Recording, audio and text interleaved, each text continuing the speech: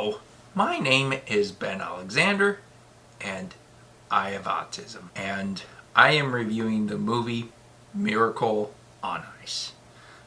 It's Miracle Disney movie, but it's based on the event of Miracle on Ice. And yeah, so Miracle on Ice. So basically, the gist of the movie was the U.S. defeating the four-time defending gold medalist Soviet Union team 4-3 on February 22nd of 1980. And funny enough, the day I'm filming this video, the U.S.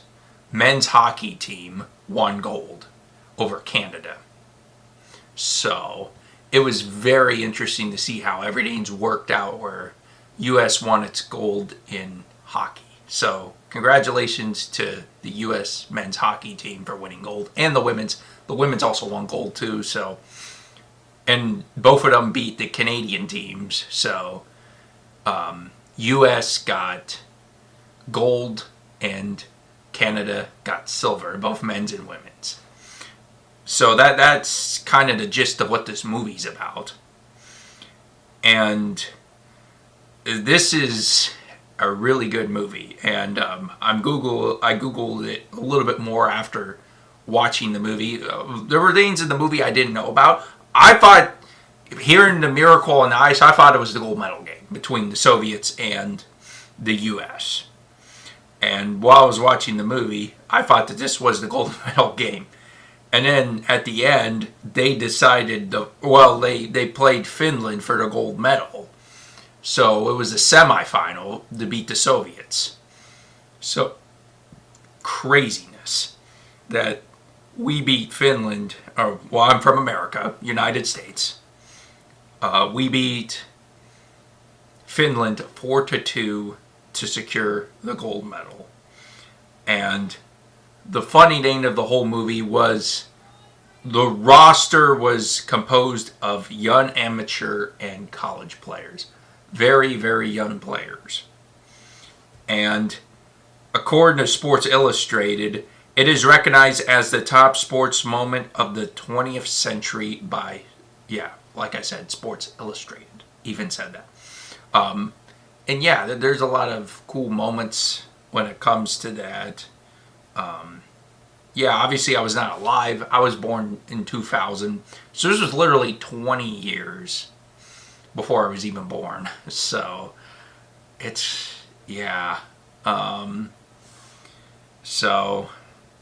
basically the movie at the beginning kind of detailed Herb Brooks as their coach. He was really hard on them. He had really high expectations of them.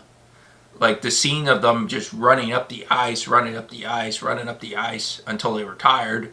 Until one of the players said, my name is, I can't remember who said it, but it was like, and then I'm from USA, or I play for United States. He introduced himself because that's kind of what the coach was looking for is, hello, because they introduced themselves at the end, and they tied a team.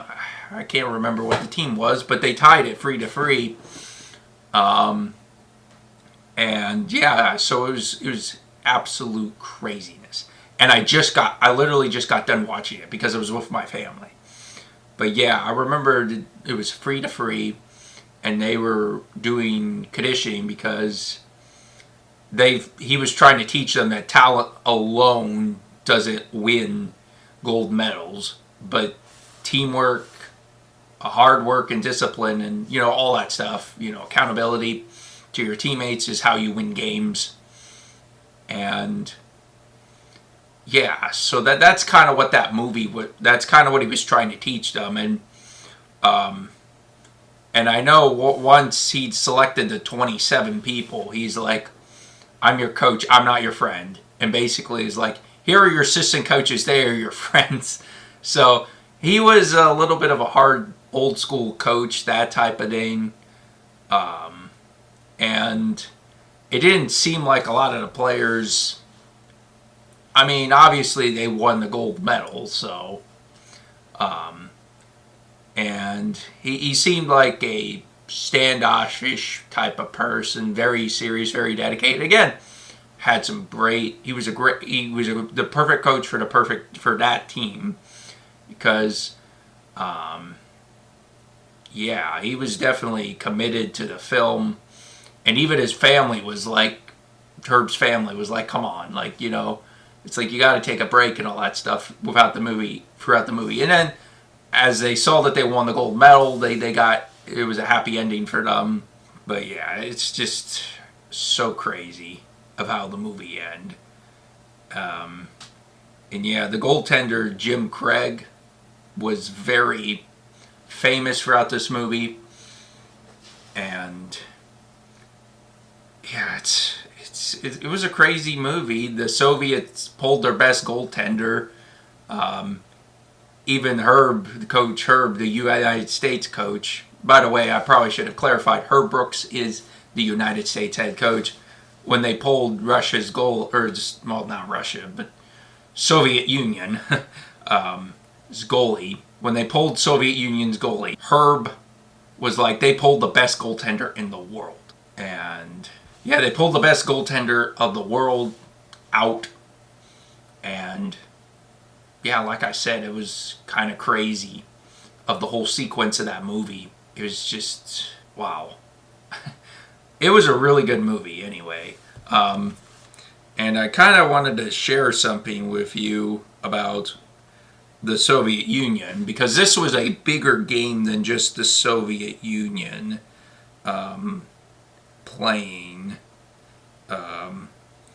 And the Soviet Union dispatched, the dissolution of the Soviet Union was in December 26, 1991. And the Soviets and the United States had a Cold War going on, so this was personal between everyone. Like, this game meant so much more than anything else. And I was watching this movie with my parents, and they were kind of explaining a little bit of what it meant for them. So, yeah. So basically, and I'm kind of learning more about the Soviet Union's collapse. So it collapsed on December 26th, a day after Christmas, because of Mikhail Gorbachev's resignation. And there was, and why it collapsed: economic failure, a centrally planned economy struggled with inefficiency, chronic shortages of consumer goods, and an inability to compete with the West, forcing reliance on grain imports. Unsustainable military burden. The costly arms race and the war in Afghanistan drained resources and exposed the system's failures, especially as glasnost allowed public awareness. So it was just an interesting type of thing with the Soviet Union. So that was kind of the thing that I was thinking about a little bit. So I wanted to give you a little bit of a history of the Soviet Union and it collapsing, because obviously I know Soviet Union, I think of Russia and all that stuff. At least that's what I was taught in school. And it's just was one of those things where it's like, that's crazy. But the Soviet Union was disbanded 9 years before I was born. So it makes sense why I didn't know exactly what the Soviet Union was. And yeah, so that's kind of all I have for you about the movie. Again, it was a great movie, and just how it meant to the United States and the Soviet Union, how this game was more than just a game because of the Cold War, and just the history behind it was really, really cool. And obviously seeing the guys celebrate, seeing the whole country celebrate, and especially since the Soviet players were grown men and the U.S. were full of amateur and college students.